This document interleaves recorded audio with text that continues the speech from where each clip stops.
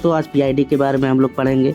80% महिलाओं में ये संक्रमण होता है और पीआईडी का जो फुल फॉर्म है पेल्विक इन्फ्लामेटरी डिजीज, और 80% लोगों में औरतों में ये होता है डिजीज और उनको पता नहीं होता क्या करना चाहिए और उन लोगों को कैसा दवा देना चाहिए, कैसा ट्रीट करना चाहिए। तो महिलाओं के लिए एक गंभीर संक्रमण होता है पेल्विक इन्फ्लामेटरी डिजीज, जिसे शॉर्टकट पीआईडी कहते हैं।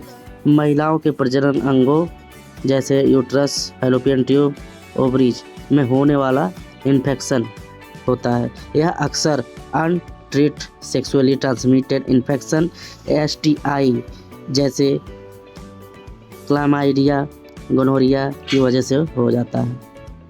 पीआईडी होता आखिर कैसे है? तो सबसे पहले जब बैक्टीरिया वर्जाइना से ऊपर जाकर यूट्रस, ट्यूब, ओवरीज तक पहुंच जाते हैं तो इन्फेक्शन काज करते हैं, तब पीआईडी हो जाता है। इसका जो मुख्य कारण है अनसेफ सेक्स, एक से अधिक सेक्सुअल पार्टनर, कई लोगों से sex, STI infection, vaginal infection, bacteria vaginosis, कभी कभी अबॉर्शन या डिलीवरी या आईयूडी प्रोसीजर के बाद इन्फेक्शन हो जाता है। अब इसका लक्षण क्या है, आखिर कैसे पता चलेगा कि हुआ है कि नहीं? तो पेट के निचले हिस्से या पेल्विक में दर्द, ये निचला हिस्सा में दर्द होगा, ठीक, ये जहाँ हाथ पकड़ा यहाँ ऊपर एब्डोमेन है। सफ़ेद और पीला बदबूदार डिस्चार्ज, वाइट मैटर आएगा।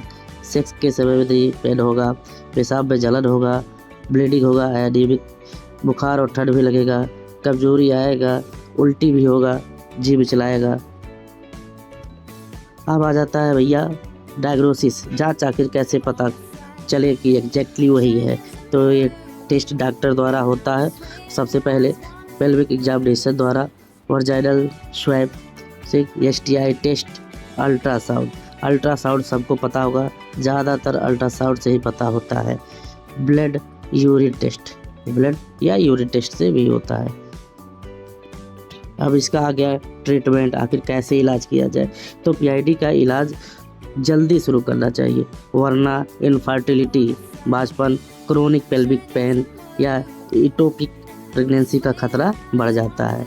और दवा लेने से पहले डॉक्टर की सलाह लें। ये वीडियो सिर्फ नॉलेज के लिए है।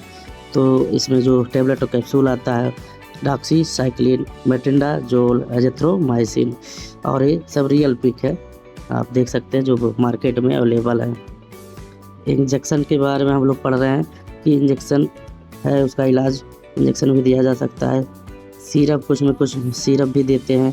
पीआईडी में सिरप कम उपयोगी होता है, ज़रूरत के अनुसार पर पेन और फीवर के सिरप दिया जाता है, ठीक है। और अगर सीवियर है तो ज़्यादातर इंजेक्शन दिया जाता है। सेपेट्री एक्सिजोन या मोनोसेप कह सकते हैं, उसका ब्रांडिंग नेम है, ठीक है। अब आ जाता है उसका डोज कैसे दिया जाएगा। उपचार में ही उसका डोज है। तो पहले आ जाता है ओपीडी, आउट पेशेंट ट्रीटमेंट, मतलब ऐसे बाहर से ही काम कैसे चलाया जाए। तो अब आ जाता है उपचार भाई, ओपीडी और हॉस्पिटल। तो ओपीडी में अगर आप देखिएगा तो सेपेट्री एक्सिजोन, आईवी, आईएम दोनों दिया जाता है। सिंगल डोज होता है। डॉक्सीसाइक्लिन ओरली खाने के लिए दिया जाएगा 100 mg दिन में 2 बार, ठीक है, 14 दिन तक। उसके बाद था मेट्रिंडाजोल, ये सब साल्ट का नाम। मेट्रिंडाजोल 500 mg दिन में 2 बार, 14 दिन के लिए ये भी, और ज़रूरत हो तो और भी दिया जा सकता है। अब हॉस्पिटल में क्या होता है? हॉस्पिटल में जब जाएंगे तो आपको ड्रिप लगा दिया जाता है, उसमें 1 ग्राम सेपेट्री एक्सिजोन दिया जाता है, 1 ग्राम 24 घंटे के लिए ड्रिप में, डीएनएस या एनएस जिसमें भी लगाना वो पेशेंट के ऊपर डिपेंड है।